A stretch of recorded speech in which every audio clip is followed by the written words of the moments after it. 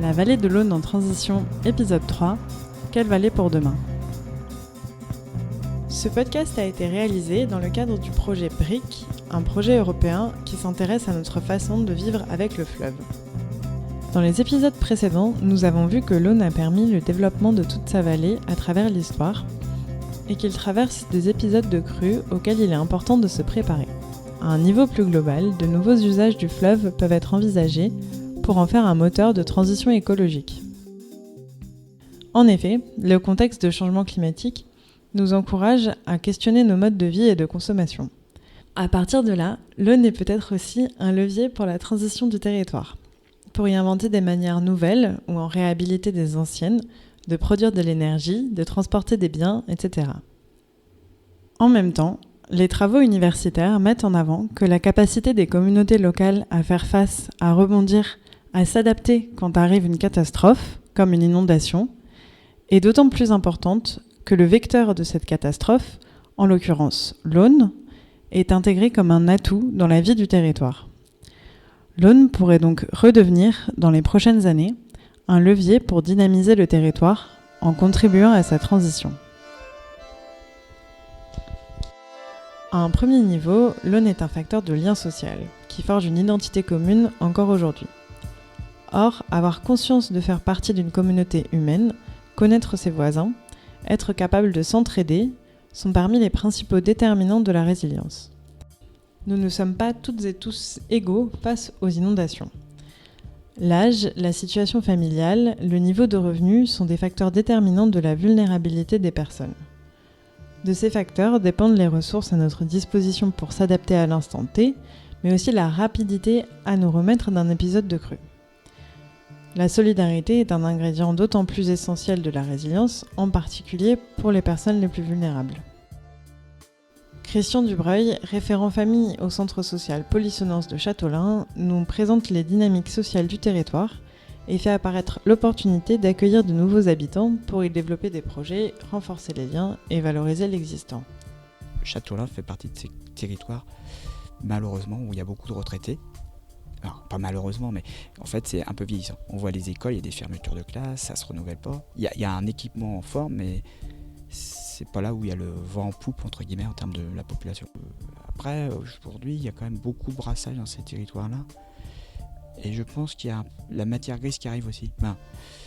Le confinement va avoir un effet très positif, à mon avis, sur des gens. Là, j'ai eu l'expérience d'un couple de Lyon qui est arrivé sur Châteaulin. Suite au confinement, ils voulaient passer au vert, entre guillemets, et qui arrivent. Et là, on va dire, c'est des gens très sociologiquement très diplômés qui arrivent. Et ça, c'est suite au confinement. C'est pas le genre de truc, il y a 10 ans, j'aurais pu en parler. C'est vraiment des... Donc, il peut avoir aussi, lié à ce qui a été vécu, des liens. Ça peut développer, on va dire, des choses positives ou des rencontres. Parce qu'il y a quand même un territoire très riche. On a tout pour être heureux ici. Et ce qui est triste, c'est que quelquefois, c'est juste le plus simple, c'est-à-dire pouvoir se voir. Et il n'y a pas forcément beaucoup de lieux ouverts, en fait, aujourd'hui. Avant, culturellement, il y avait des lieux. Alors, j'ai schématisé, mais je dirais qu'il y a l'église, qui rassemble énormément, mais ça crée du lien. Il y avait toute la religion qui crée des événements dans les familles, qui crée du lien. Aujourd'hui, c'est un peu désuet, où les familles sont éclatées, voilà. Et il y avait aussi des grands événements. Châteaulin, par exemple, il y avait en septembre la fête de la moisson, et qui regroupait 3000 personnes. Il y avait des bars tous les 20 mètres. A priori, c'était tous les agriculteurs du territoire qui faisaient la fête de la fin des moissons ici, quoi, en fait. C'était un rendez-vous avec la course de vélo. Et donc, le critérium de Châteaulin était réputé. C'était après le Tour de France, il y avait des élites qui venaient ici. C'est plutôt vu comme, en plus avec le confinement, vraiment vu un lieu de bucolique où on se promène. Vraiment le côté de promène. Et puis, on a... Alors très bizarre, on a une manière d'être quand on se promène le long du halage qui est différente que quand on se promène dans le centre-ville. On se dit bonjour sur le long du halage. Tous les promeneurs le disent et il y a une certaine connivence, on va dire. Il y a un respect d'être là, on respecte le lieu. C'est un côté un peu hors du temps parce que ça vieillit pas en fait, c'est toujours pareil. Et du coup, c'est plutôt, alors on va dire, pour moi c'est vraiment un atout. Ensuite, la reconstitution d'un paysage de bocage, en plus de diminuer l'intensité des inondations, est un facteur de préservation de la biodiversité et offre des abris aux auxiliaires de culture pour une agriculture plus durable. Donc pour essayer donc de pallier à cette diminution des haies. Nora Abo, en charge du projet Bresse Bocage à l'EPAGA. En 2007, il y a le programme Bresse Bocage qui a été mis en place. Donc c'est un programme qui vise à la reconstruction et à la restauration des haies bocagères sur l'ensemble du territoire breton. Il consiste à travailler en fait avec les agriculteurs pour proposer des projets bocagers pour vraiment reconstituer les bocagères dans les parcelles agricoles. Nous, sur le territoire, on a commencé à travailler avec le programme Bresse Bocage à partir de 2014. Il y a à peu près 30 km de haies sur talus qui ont été reconstitués. Donc nous, notre objectif principal, c'est vraiment de reconstituer des talus dans le sens inverse de la pente pour vraiment ralentir les écoulements. Comme on a un rôle dans la gestion de l'eau, on veut vraiment jouer sur ce paramètre-là et travailler sur cet aspect-là avec les agriculteurs. Donc voilà, et on a aussi mis en place en fait une stratégie à l'échelle du territoire pour prioriser les zones qui vont être les plus importantes à restaurer, où on va restaurer les haies bocagères. Donc en fait on a croisé plusieurs paramètres, donc notamment la pente qu'il y a sur le territoire, la densité bocagère déjà existante, la connectivité des haies entre elles, et aussi l'occupation des sols. Plus on va avoir en fait des haies, des communes avec des prairies permanentes, mieux ça va être en fait pour l'intégration des haies. C'est vrai que le bocage il a beaucoup de rôles en fait. En Bretagne on parle beaucoup des haies sur talus et donc de la limitation du risque érosif, mais le bocage il était historiquement utilisé avec les agriculteurs pour faire un rôle de brise-vent. Ça va permettre pour le bétail qui s'abrite par exemple derrière les arbres et qui du coup il soit vraiment protégé. Et sinon pour les cultures, ça va faire vraiment un effet brise-vent et ça va faire un microclimat autour de la haie et du coup la culture aura un meilleur rendement par la suite. Et important dans la biodiversité. Donc que ça soit sur les différentes strates de la haie, parce que la haie du coup il faut prendre le premier étage, ça va être les herbes, les espaces herbacés. Ensuite, il y a les arbustes et ensuite, il y a les arbres. Et du coup, ça va faire plein de différents habitats pour différents animaux, que ce soit des oiseaux, des mammifères, des insectes. Ça va être un lieu de reproduction, de refuge. Enfin, développer de nouveaux usages ou réhabiliter des anciens peut soutenir un développement durable du territoire compatible avec la transition écologique et la sobriété énergétique. Ainsi, réhabiliter la production d'énergie ou le transport commercial pourrait permettre de faire du fleuve un atout pour un fonctionnement du territoire plus sobre en énergie. Cette utilisation nouvelle aura pour effet collatéral une meilleure connaissance du fleuve et donc une meilleure préparation aux inondations. Tristan Botcazou de l'association La Fée de l'Aune et Yannick Daniel de l'association Les Navigantes nous parlent de leurs projets respectifs sur l'Aune. On sait qu'il y a un potentiel de fou, quoi. Tristan Botcazou. Voilà. C'est-à-dire que même, on est parti sur d'ici à Brest. Mais il y aurait sûrement des choses à faire d'ici à... d'ailleurs, on avait participé à la construction du Stéravel. Il y a une gabarre au Savet de la Loire qui a été construite en 2017. Et nous, on s'est impliqués dans ce projet. Non, on n'a jamais pensé à concurrence, on s'est dit non, il y a complémentarité, il y a synergie. Et on s'est dit non, on va remonter du monde et on va permettre aussi aux gens qui vont débarquer de pouvoir monter dans une gabarre et de monter 3 ou 4 écluses. Et après, ils vont partir en vélo, ils vont repartir. Et on avait encore un autre projet qui était en fait, les gens arrivaient en vélo jusqu'ici. Et nous, on a fait des repérages de l'autre côté de l'Aulne, donc rive gauche, en face du Quai des Glaces. Et on a trouvé un chemin de randonnée où les cyclistes, carrossables, on va dire, jusqu'à Landévennec. Et donc cette gabarre aussi, cette petite gabarre de la Loire, a très bien pu, 2 fois ou 3 fois par jour, embarquer des vélos, les faire traverser rive gauche et les envoyer sur... Bon, voilà. Donc voilà, on essaie de repartir avec ces bateaux qui sont des bateaux de transport pour faire du transport de marchandises à la voile. On imagine que Brest serait peut-être le meilleur endroit pour décharger les marchandises, mais il n'est pas dit qu'on ne pourrait peut-être pas utiliser aussi Châteaulin, comme on le disait tout à l'heure, stratégiquement bien placé pour sa capacité à pénétrer dans à peu près tous les endroits. On est à quoi? Une demi-heure de Quimper, une demi-heure de Carhaix, une demi-heure de Brest, pour justement décharger des marchandises, on va dire, à haute valeur ajoutée, hein, comme le vin ou le whisky ou tout un tas de choses qui peuvent intéresser. Voilà. Donc je sais pas, on est en train de monter le projet, donc de complètement changer de perspective. En plus, ces bateaux ont été vraiment faits pour aller au plus près des marchandises, aussi bien dans le chargement que dans le déchargement. C'est des bateaux par exemple qui étaient capables d'aller à l'île de Sein pour la fée de l'Aulne avec 100 tonnes de sable et d'échouer avec 100 tonnes de marchandises à bord. Donc faut dire, on imagine la robustesse de ces bateaux. Donc voilà, repartir sur cette capacité à aller très près d'une distillerie par exemple en Écosse et de pouvoir revenir très près d'un centre Leclerc ou d'une zone de distribution, tout ça à la voile, quoi. Après, j'avais un peu de temps et je me dis tiens, je vais faire un état des lieux de la Bretagne fluviale. Yannick Daniel.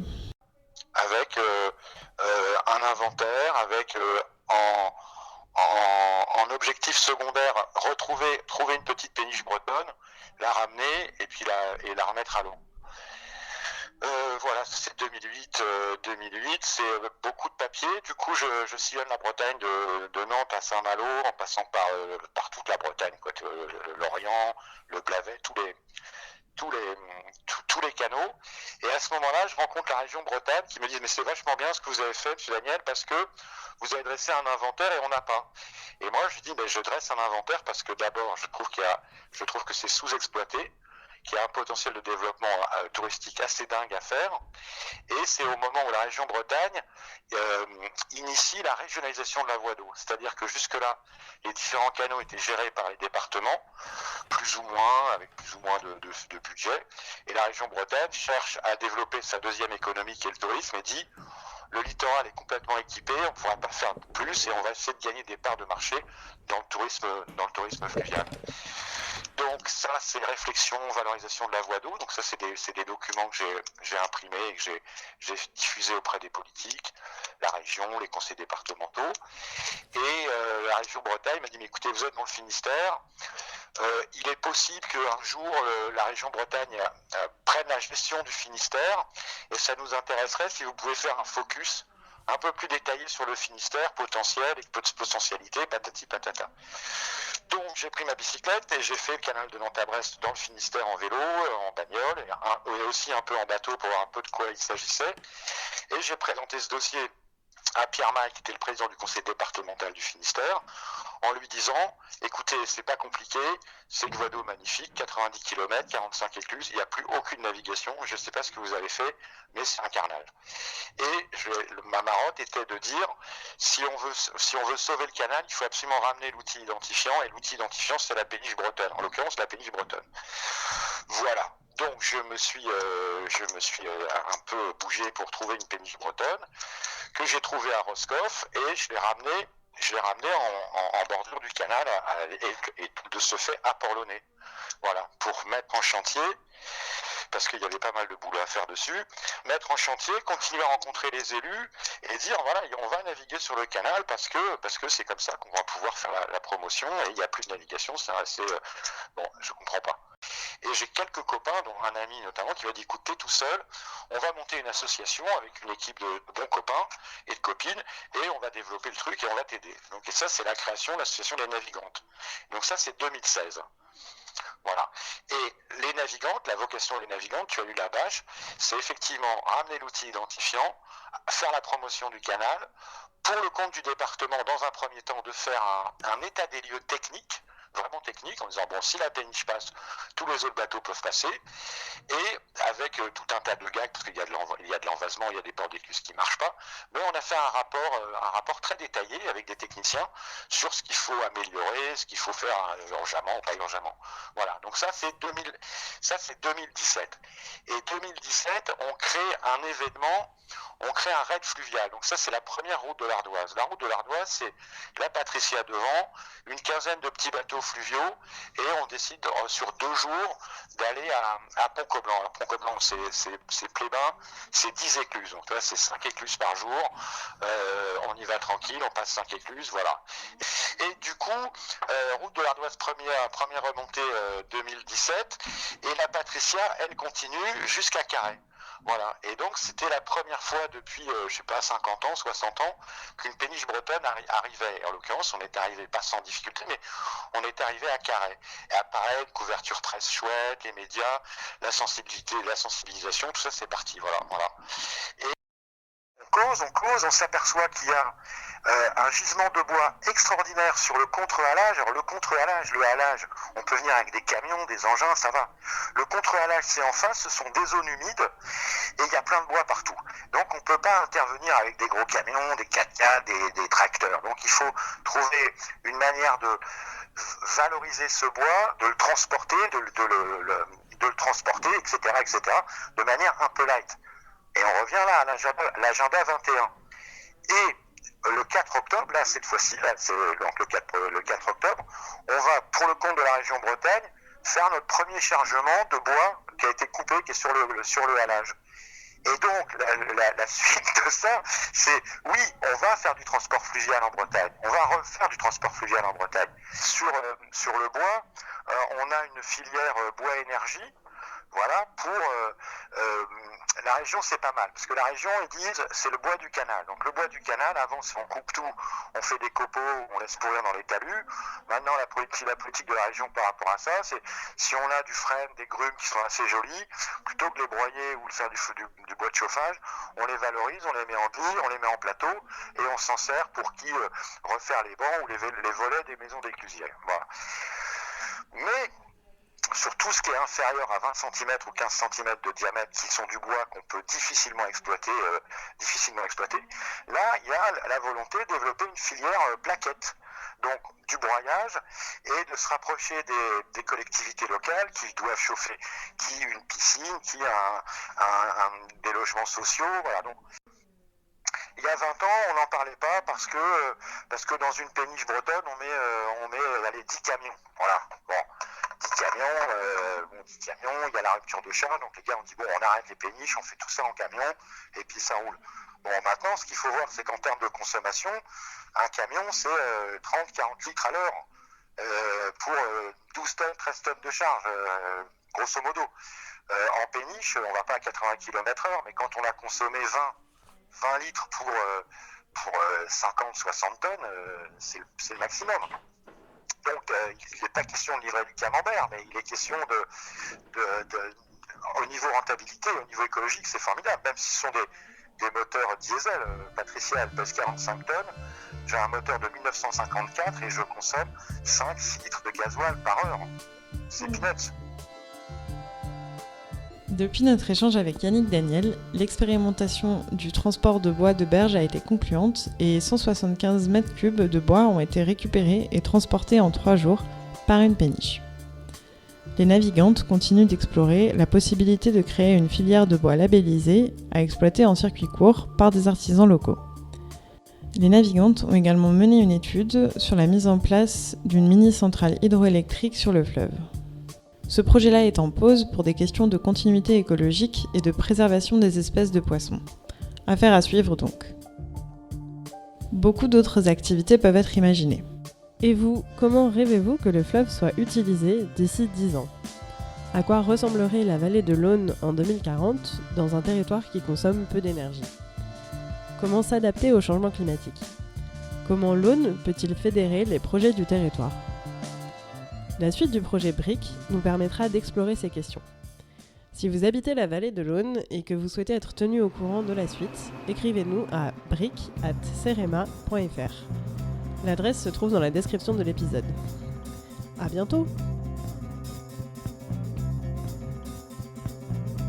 Ce podcast a été réalisé dans le cadre du projet BRIC, porté par le CEREMA et 7 autres partenaires. Il est soutenu par l'Union européenne et financé par le biais du Fonds européen de développement régional. Il se déroule dans 8 territoires, en France et en Angleterre. la vallée de l'Aune, la vallée de la Rille, la vallée de l'Oise et la vallée de l'Authie en France, la ville de Plymouth, l'île de Canvey, la ville de Weymouth et le comté du Kent en Angleterre.